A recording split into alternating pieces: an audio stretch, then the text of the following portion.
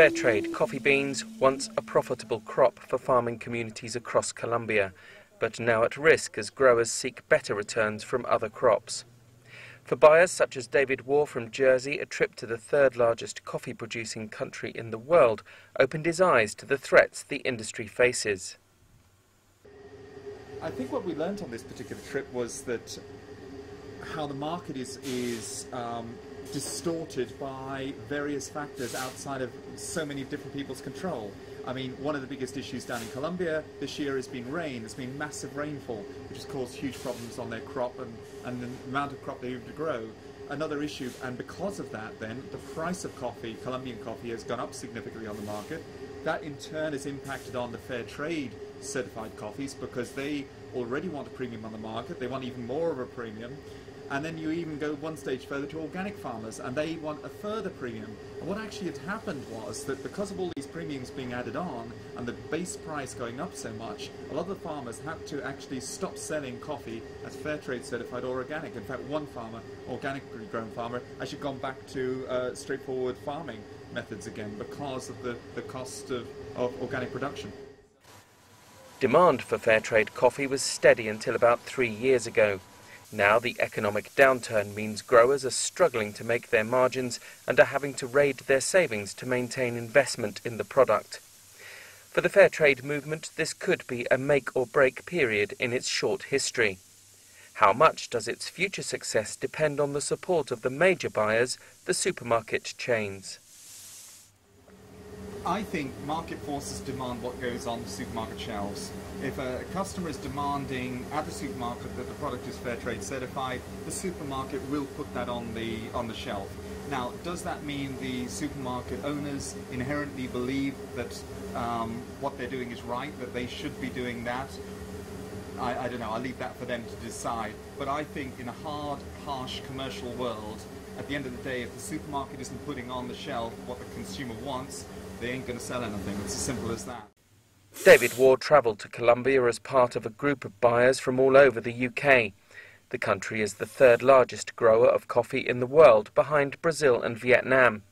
10% of the population are coffee farmers, and Colombia exports 720 million kilos of their product every year. 60 million kilos is fair trade certified. Rethinking needs to be done on their part in terms of making their cost structure more flexible.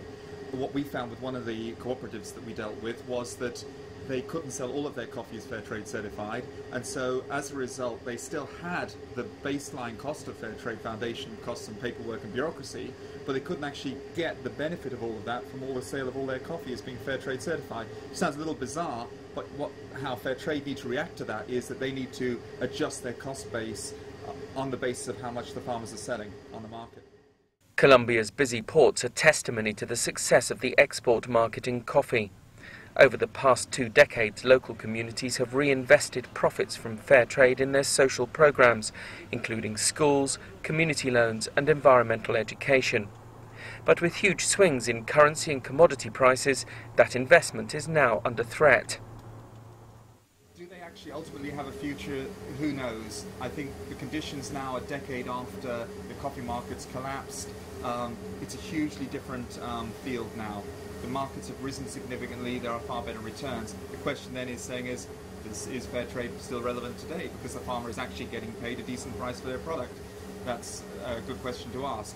Now, do they have a future? Well, the markets are all over the place at the moment. We're seeing huge volatility driven by banks, insurance companies, all sorts of people trying to invest in these products, moving the markets all over the place. Now, fair trade will at least give some security in terms of their social premium. So at least something will go back regardless of the price of the coffee. So the fair trade does have a part to play. I'm not sure it's the part they're playing is going to look the same as it is today in a decade's time.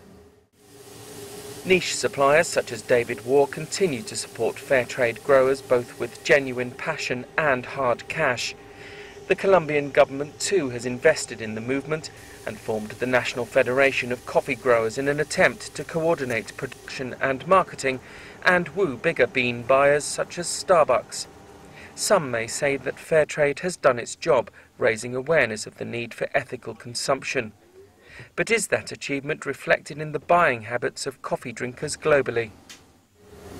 I think people do, and I think if we come back to the point of being better informed about what's going on, particularly, as I say, in the clothing industry, people now are becoming much more aware of where their goods are coming from in this globalized world. What's been difficult in the past is with the growth of supermarkets. Supermarkets have been very clever at hiding their supply chain to the end consumer, and I think it's documentaries like this, which take place, which has helped change that attitude. So I think even though consumers in the UK may be not aware of the fair trade or have a need for fair trade within their own community, I think they're very conscious of the efforts that are required at origin to make other people's lives a better place. I think it's a general human need as well, that sort of sense of, dare I say, guilt, But I always worry about the guilt bit. It's because you're almost like passing the guilt on to somebody else and saying, oh, well, they'll sort my guilt out for me. Hence why I become much more passionate about finding out for myself what's going on. And I'd like to think more people will do so in the future.